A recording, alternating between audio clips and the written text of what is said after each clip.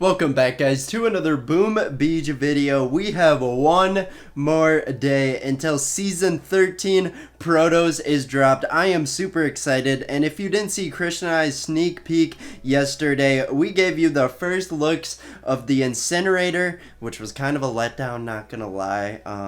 A little bit sad on that. And the Clone Rifleman, which is an awesome troop, and they just look cool. And honestly, they are going to be the troop of the season, at least for the starting levels. But anyway, we have a killer video coming to you today with Grenadiers and Dr. Vitamin. Now, I just got my Dr. Vitamins upgraded.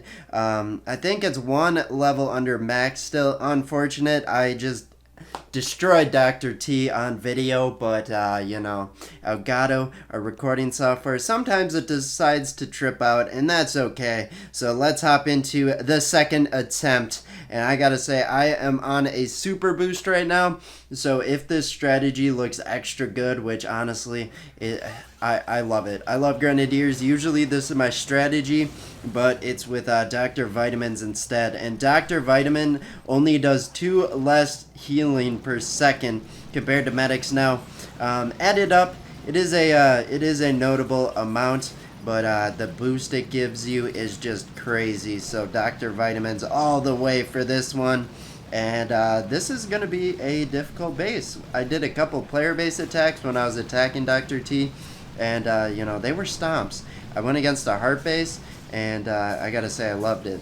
It was just a heart-shaped base with not many defenses in front of it, and it was probably the quickest Grenadier attack you'll have besides a free base. But going into this one, I did a double revive, and that it didn't bring back too many Grenadiers because I haven't lost that many, but it did bring back Riflemen, which means our Dr. Kavan and our Dr. V's are going to step out in front. But at this point in the attack, I don't think it'll be that big of a deal because we don't have that many more defenses to go through. But also at the same time, like, the lack of Dr. Vitamins on my Grenadiers will kind of hurt a little bit, but you could argue it's better on the Riflemen. Riflemen do more damage, and they hit every single bullet they shoot at. So there we go. Taking out U-Boat Command, our first victim of the day. And I'll give him a little bit of credit. He took out a handful of my troops, and he gave us a field capacitor, so I'm pretty happy with that. Let's retrain them, and let's hop into some more attacks here. I'm going to be able to clear most of my map. I'm happy with that. But this one, I see a Doom Cannon, and I'm getting quiet. We're going to have to make a sneak attack on this base. I'm going to drop a box of critters on the landing here. Shh. We are going to throw a couple shock bombs. Now our goal is not to wake up the people in the HQ.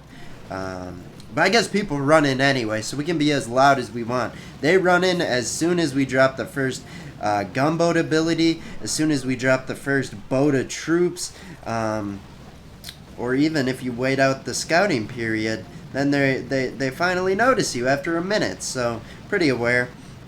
Throwing a couple barrages out, try and clean up some of the splash damage, and we're going to throw a shotgun to the boom cannons because that is one of the defenses that can hit us, and they one-shot, and this base is pretty weak. You guys see that barrage damage? Well, that might have been complemented with some Grenadier damage. Well, anyway, we're going to throw a shotgun to that hot pot as it took out a lot of my troops. Kind of sad. We're going to be able to take it out, get our revenge.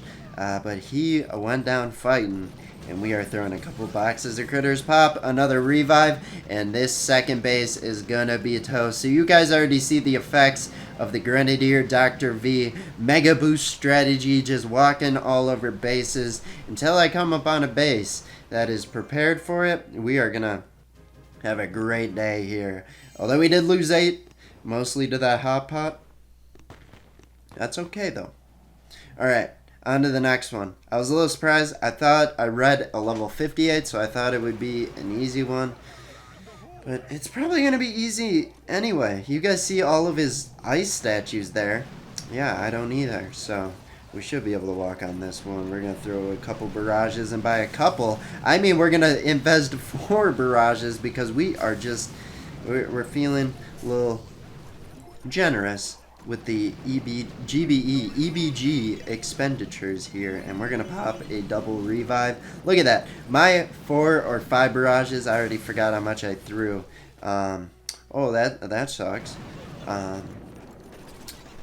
This base, it's almost done. It's almost gone. Not even close. We have some riflemen that are revived, stepping out in front, so we probably won't lose any more Grenadiers. I say that, and I see a boom cannon sort of turned into Artem, so I don't want to speak too soon. But there we go. Look at all the riflemen we called in for the attack. Good job, Kavan. You revived troops I didn't even have. I'm happy for that. There we go. Losing 3, and we are just gonna work our way around this one. T10. This one will be the challenging. Green base alert. Ooh. Ew. Not gonna be a challenge. It's green base. He does have some ice. He does have a couple prototypes that I might want to avoid. But also, like, with the shock bomb reduction cost, it's not gonna be a problem. Throwing a couple barrages to start off the attack. This looks like a sort of Hammerman base design. Or just one of those like that you have with the shield generator. I don't know. When you add shield generators into the mix, sometimes it just gets all whack. Same with sky shields. But I threw that shock bomb. It did grab a couple Grenadiers. I let him do that. We're just playing with our bait at this point. It's not going to be a big deal. We'll keep reinforcing. 107 gunboat energy. But we are losing a few Grenadiers. So we're going to double pop a revive or a second one. People get mad. You know.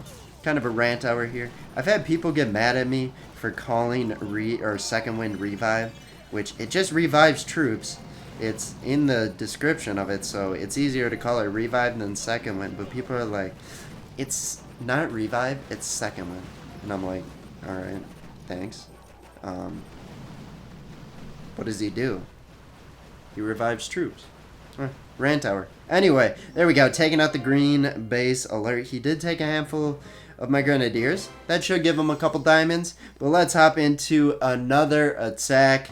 And let's make the final 1 or 2 attacks strong here. As we have an intruder alert. And this guy went ham on the boost more than me. He boosted up probably 3 or 4 more statues than me. Brilliant investment. Probably had a big op attack. He did not. He really didn't want to let down his task force or something. But anyway, that hot pot, it was still standing when that shock bomb ran out. And we saw how it went on that second attack. It just melted the Grenadiers. No amount of vitamins from Dr. V will heal that wound. Anyway, throwing a couple barrages here. We'll pair them with artillery. That should take out the shock launchers. As you can see, this guy, you know, not very heavy on the ice.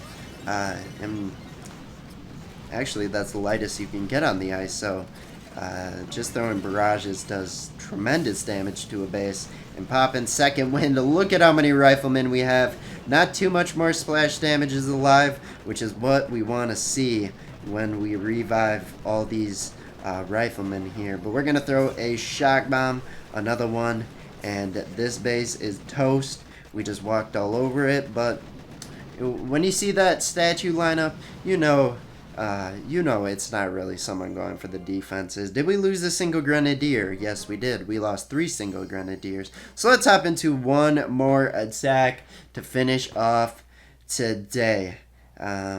I don't know why I chose this one. Actually, no. I don't want to attack a life base. If I can attack a magma base, that will be an ideal ending. Just because anytime I criticize a green base alert, I make sure that I do not turn into that type of player. And by doing that, by skipping over the potential Power Stone chance, helps us in that recovery and no peer pressure zone there. But anyway, taking out the shock launchers. What is going on? Did we lose a Grenadier already? How sad. What a bummer. I am just super torn up over that. Throwing a couple shock bombs out here. I'm deciding where I want to throw the second one. This guy has a pretty spread out base. So shock bombs, pretty effective, but If I was going against a front-loaded base where I could capture all of his defenses shocked in one shock bomb, that would be better. Why are so many troops over there? Why? Why? Just why? You know what? Let's commit to that side.